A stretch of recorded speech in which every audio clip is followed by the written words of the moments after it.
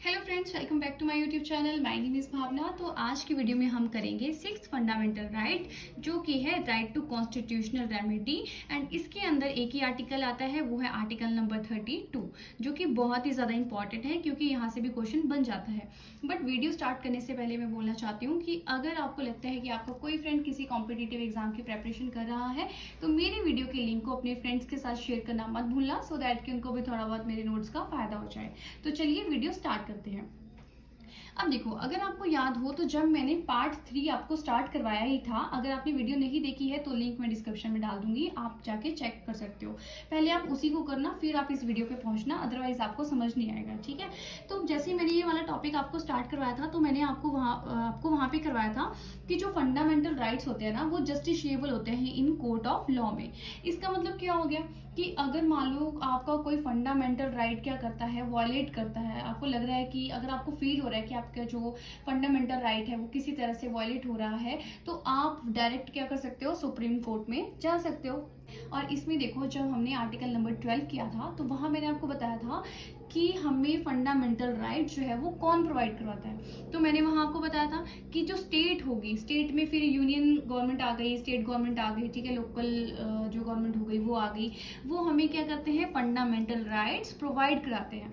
लेकिन अगर in case कल को हमारे फंडामेंटल राइट्स का अगर वायलेशन होता है तो उसकी फिर कुछ रेमेडीज भी तो होनी चाहिए, कुछ उपचार भी होना चाहिए। ठीक है, तो वो कहाँ पे आता है, सिक्स्थ फंडामेंटल राइट में आता है, जो कि है राइट टू कॉन्स्टिट्यूशनल रेमेडी।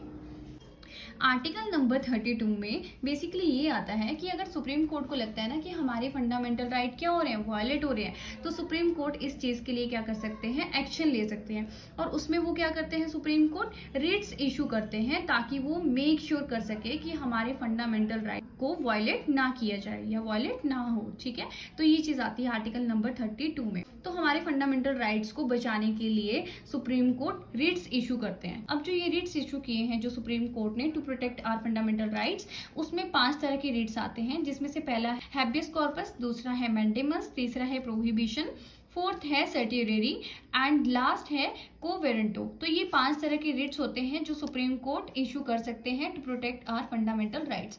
अब ये जो 5 रिट्स है ना, इनको हम अपनी अलग से वीडियो में कवर करेंगे। फिलहाल के लिए बस आप इनके नाम देख लो कि कौन कौन से रिट्स होते हैं। एंड यहाँ पे आपको एक चीज और इम्पॉर्टेंट याद रखनी है, जहां से एग्जाम में क्वेश्चन आ भी जा सकता है। ठीक है, जो डॉक्टर बी आर अम्बेडकर हैं, डॉक्टर बी आर अम्बेडकर कौन थे, ड्राफ्ट कमेटी के चेयरमैन थे, ये मैंने आपको करवाया हुआ है।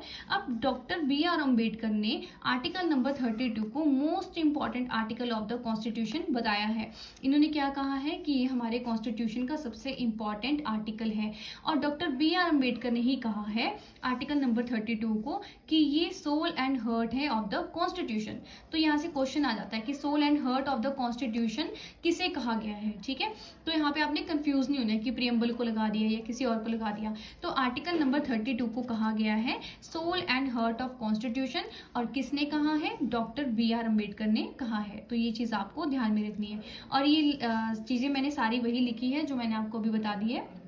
दो चीजें आप और देखो कि सुप्रीम कोर्ट जो रिट्स इशू करेगा वो कौन से आर्टिकल में आता है, आर्टिकल नंबर 32 में आता है। और अगर हाई कोर्ट कोई रिट्स इशू करता है to protect our fundamental right, तो वो किस में आएगा, आर्टिकल नंबर 226 में आएगा। तो ये दोनों चीजें आपने ध्यान में रखनी है। अब नेक्स्ट है parliament under article 32 can empower any other court to issue this writs. मतलब कि पार्लियामेंट क्या कर सकता है, और जो अदर कोर्ट्स हो गए ना उनको भी पावर दे सकता है कि वो रिट्स इशू कर सकें। ठीक है, अब यहाँ पे था क्या कि जब अगर हम 1950 से पहले की बात करें तो सिर्फ जो कलकत्ता का हाई कोर्ट हो गया, बॉम्बे हाई कोर्ट हो गया, और मद्रास के जो हाई कोर्ट हैं, सिर्फ इन्हीं के पास पावर थी कि वो रिट्स को इशू कर सकते थे। लेकिन बाद में क्या हुआ, पार्लियामेंट ने जो अदर हाई कोर्ट्स थे उनको भी पावर दे दी कि वो भी रिट्स को इशू कर सकते हैं। तो ये चीज मैंने यहाँ पे लिखी हुई है, तो ये भी आपने ध्यान में रखनी है। अब नेक्स्ट पॉइंट यहाँ पे है कि writs are borrowed from English law. अब यहाँ पे ये भी क्वेश्चन आ जाता है कि जो रिट्स हैं वो हमने कहाँ से बोरो किए हैं, तो कहाँ से बोरो किए हैं, इंग्लिश लॉ से बोरो किए हैं। अब नेक्स्ट पॉइंट यहाँ पे आपने समझना है कि हाई कोर्ट, अगर हम जो ये पावर है ना रिट्स इशू करने की जो पावर है, अगर देखा जाए ना तो हाई कोर्ट के पास ज्यादा है और सुप्रीम कोर्ट के पास कम है। अब कैसे कम है सुप्रीम कोर्ट के पास, तो देखो, जो सुप्रीम कोर्ट है ना, वो सिर्फ फंडामेंटल राइट्स, अगर किसी के फंडामेंटल राइट्स क्या हो रहे हैं, वायलेट हो रहे हैं, तो सिर्फ उसी चीज़ को प्रोटेक्ट करने के लिए सुप्रीम कोर्ट रिट्स इशू कर सकते हैं। लेकिन हाई कोर्ट में ऐसा नहीं है। हाई कोर्ट फंडामेंटल राइट के लिए तो रिट्स इशू करेगा ही करेगा, प्लस एनी अदर पर्पस, और अगर और पर्पस के लिए भी हाई कोर्ट रिट्स इशू कर सकते हैं। और enforcement of an ordinary legal right, मतलब कि जैसे कि लीगल राइट हो गए या फिर कुछ और पर्पस हो गए, और फंडामेंटल राइट्स, तो इन इतनी सारी चीज़ों के लिए हाई कोर्ट क्या कर सकता है, रिट्स इशू कर सकता है। लेकिन सुप्रीम कोर्ट सिर्फ फंडामेंटल राइट्स को प्रोटेक्ट करने के लिए ही रिट्स इशू कर सकता है, ठीक है। तो यहाँ पे अगर देखा जाए तो हाई कोर्ट के पास ज़्यादा पावर हो गई, क्योंकि वो ज़्यादा चीज़ों के लिए रिट्स इशू कर सकता है, लेकिन सुप्रीम कोर्ट नहीं कर सकता, वो सिर्फ फंडामेंटल राइट्स के लिए ही रिट्स इशू करेगा। अब नेक्स्ट यहाँ पे देखो कि अगर हम टेरिटरी के बेस पे देखें, टेरिटोरियल जुरिडिक्शन पावर देखें, तो वो फिर सुप्रीम कोर्ट के पास जाता है, क्योंकि सुप्रीम कोर्ट जो होगा वो तो सेंटर का है, वो तो पूरे ऑल ओवर इंडिया में कहीं पे भी रिट्स क्या कर सकता है, इशू कर सकता है, ठीक है। लेकिन जो हाई कोर्ट हो गया, वो तो सिर्फ स्टेट में ही क्या कर सकता है, रिट्स इशू कर सकता है। तो अगर आप टेरिटरी के बेस पे देखोगे ना, क्षेत्र के बेस पे देखोगे, तो हाई कोर्ट के पास कम पावर है और सुप्रीम कोर्ट के पास ज्यादा पावर है। सुप्रीम कोर्ट पूरे ऑल ओवर इंडिया में रिट्स इशू कर सकता है, और हाई कोर्ट जो है वो तो सिर्फ अपनी स्टेट में ही क्या कर सकता है, रिट्स इशू कर सकता है। ये चीज तब है जब हम टेरिटरी के बेस पे अगर देखें, ठीक है। अदरवाइज जो रिट्स की ज्यादा पावर्स होती हैं वो हाई कोर्ट के पास ज्यादा है, क्योंकि वो अलग अलग चीजों में रिट्स इशू कर सकते हैं। लेकिन सुप्रीम कोर्ट सिर्फ फंडामेंटल राइट्स के लिए ही रिट्स इशू कर सकते हैं, तो ये चीज आपने ध्यान में रखनी है। अब नेक्स्ट पॉइंट, यहाँ पे लास्ट पॉइंट है कि हाई कोर्ट, अब जैसे मैंने आपको बोला था कि जो फंडामेंटल राइट्स हैं वो क्या है, जस्टिशिएबल है इन कोर्ट ऑफ लॉ में।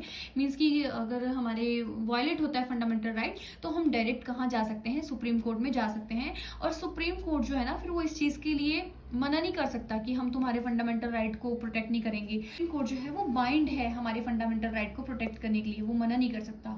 लेकिन अगर हम हाई कोर्ट की बात करें ना, तो हाई कोर्ट जो है वो हमारे फंडामेंटल राइट्स को प्रोटेक्ट करने के लिए रिफ्यूज कर सकते हैं, वो चाहे तो रिफ्यूज कर सकते हैं, ठीक है। क्योंकि हाई कोर्ट जो है ना, फंडामेंटल राइट को प्रोटेक्ट करने के लिए बाइंड नहीं होते हैं, ये रिफ्यूज कर सकते हैं, मतलब प्रोटेक्ट भी कर सकते हैं, लेकिन अगर ये चाहे तो ये उसको रिफ्यूज भी कर सकते हैं। लेकिन सुप्रीम कोर्ट फंडामेंटल राइट को प्रोटेक्ट करने के लिए रिफ्यूज बिल्कुल भी नहीं कर सकता, इनको किसी भी तरह हमारे फंडामेंटल राइट को प्रोटेक्ट करना ही पड़ेगा।